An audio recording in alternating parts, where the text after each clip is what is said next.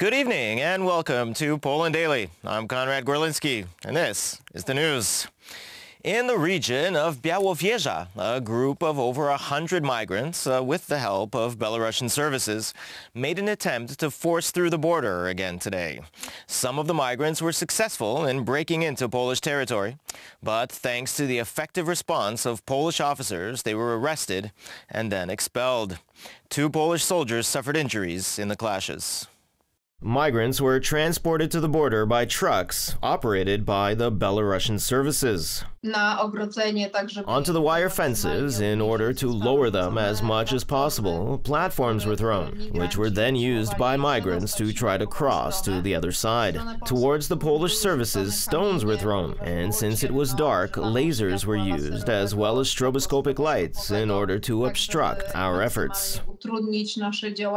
In the last 24 hours, 206 attempts were made to illegally cross the Polish-Belarusian border. A spokesman for the 18th Mechanized Division, Major Przemysław Lipczyński, admitted that migrants and Belarusian services are constantly checking the tightness of the border and testing the reactions of Polish services to further provocations.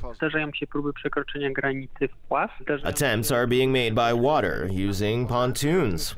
We're trying to do everything we can to function unconventionally, so the schedules of our patrols are scattered as much as possible, so no one could plan to cross at any defined hour when patrols are not occurring, or what we call a white stain in patrolling.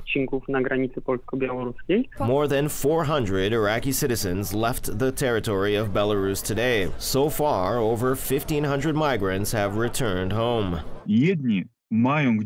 Some have where to return to in Iraq, but others have sold everything and they have nothing to come back to, so they'll be staying. And we also have to remember that some of the migrants are there in the role of hostages for the Lukashenko regime. They are not allowed to return and are kept there on the border to keep up the pressure. After yesterday's meeting between Prime Minister Mateusz Morawiecki and Boris Johnson, the head of the British government emphasized the friendship between the two nations and expressed his willingness to cooperate in solving the crisis on the Polish-Belarusian border. Delighted to welcome Prime Minister Morawiecki to Downing Street today. The UK and Poland share a deep and long-standing friendship. We stand shoulder to shoulder with our Polish friends against those who would try to destabilize the integrity of Polish borders. Solidarność. From the beginning of the year, the border guard recorded over 37,000 attempts to illegally cross the Polish-Belarusian border. Detained migrants often carry knives and other sharp tools, which are used, among other things, to destroy the temporary fencing. The funeral ceremonies of Maurycy Mochnacki, an émigré activist, a participant in the November Uprising, and founder of Gazeta Polska, whose remains were brought from France today, have ended in Warsaw this afternoon. The ceremony was attended by representatives of the highest state authorities. The coffin with the hero's remains will now rest at the Powązki Military Cemetery in central Warsaw. The ceremony accepting Mochnacki's remains began at the Warsaw airport. Then the coffin was transported to the field cathedral of the Polish army, where a funeral mass was held, attended by representatives of the highest state authorities. Jednym z praojców polskiej niepodległości. He was one of the forefathers of Polish independence, and through his thought, the depth of his actions and his thoughts, he was also, I think, the forefather of Polish solidarity. Solidarność. He belonged to a generation of Poles who not only dreamed of an independent nation, but they also fought for it. Maurycy Mochnacki was a November insurgent and a representative of the Great Emigration. He's considered one of the most outstanding journalists of the partitions period. He was known for his zealous patriotism and uncompromising diagnosis of the causes of Poland's political defeats. Maurycy Mochnacki is one of the most important figures as far as Polish history is concerned, Polish culture, journalism, and of course in terms of the fight for freedom. For nearly 200 years, Mochnacki's body rested at the Saint-Amatre Cemetery in Auxerre, Burgundy. Efforts to bring his remains to Poland were initiated 2 years ago by Prime Minister Mateusz Morawiecki. As a representative of Poland, finally fully independent and realizing its aspirations to be a strong and significant country in Europe, I felt obliged to start work aimed at bringing one of our great countrymen back to his country. Maurycy Mochnacki was born on September 13, 1803 in Bojaniec. He studied at the University of Warsaw, but was expelled in 1823 by order of Prince Konstanty for belonging to the Union of Free Poles.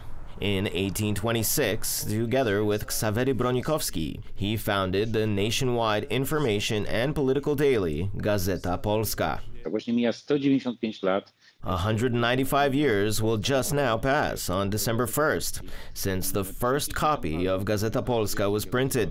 We've made an album about this 19th century newspaper founded by Maurycy Mochnacki. This here is the first issue that was published by Maurycy, together with Ksawery Bronikowski, Tomasz Gąbka.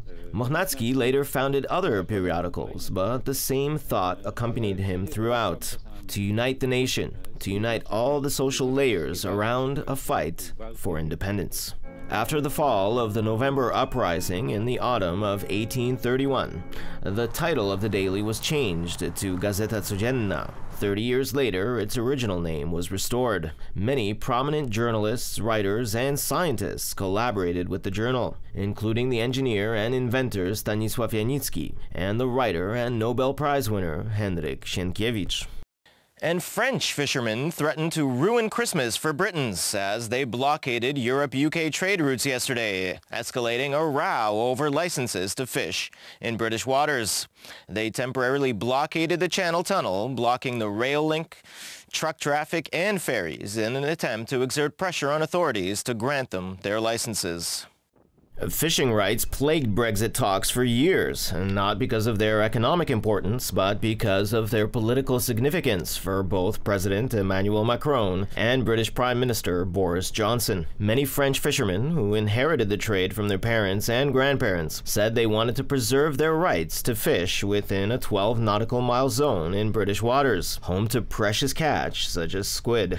We don't want compensation, we just want to work. I'm 46 years old. I have invested €2.5 million on a new boat. I've bought a new trawler because my brother, who's 35 years old, and my 2 sons will go out to sea with me. And I have another son who's 14, who plans to be a fisherman too. So I want to continue having the right to fish, and I want my children to do the same, just like their parents and their grandparents, as my entire family did.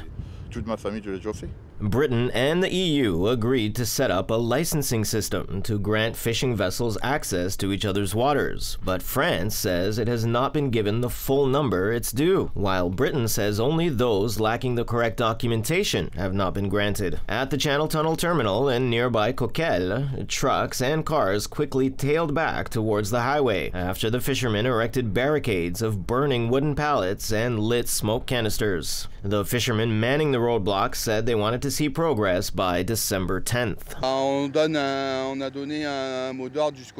We told ourselves that we'll keep our mobilization until December 10th. If on December 10th we don't have what we want, we'll gather around with our colleagues and we'll probably hold more actions. And believe me, the English will not have a magical Christmas because I think we'll ruin the party. Yes, we'll be party poopers, I'm sorry, but at one point they have to stop taking us for fools.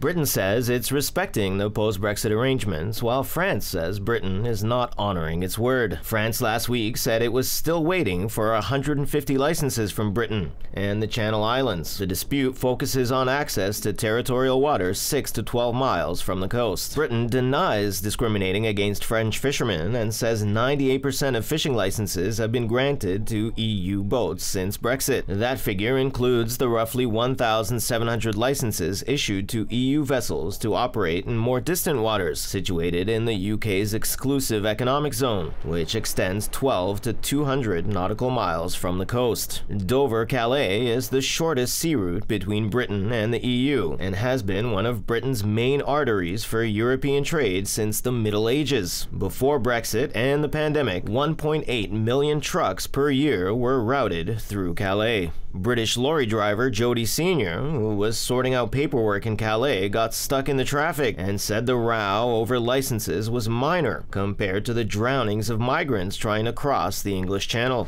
You know, but I think there's more serious, you know, we're worrying about fishing licenses when there's a lot bigger crisis going on the channel that we know about, you know. People dying, you know, and we're worrying about fishing licenses. It's crazy. Senior said he had voted for Brexit. And finally, Australians fighting against forced coronavirus vaccinations refuse to give up. As every Saturday for months now, tens of thousands of people gathered across Australia's east coast today to protest against the mandates being imposed on them by their government.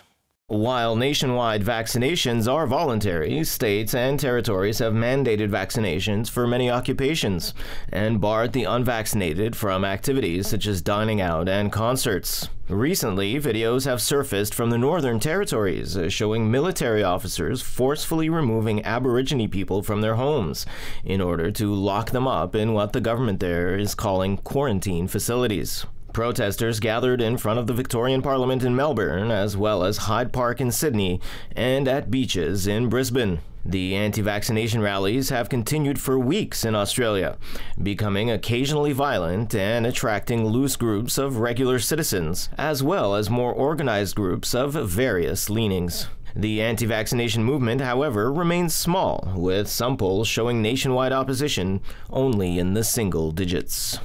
Thanks for tuning in with us today. I hope you stick around for Poland Daily Weather, Poland Daily Business, and other programs. But from me, it's have a great Saturday night.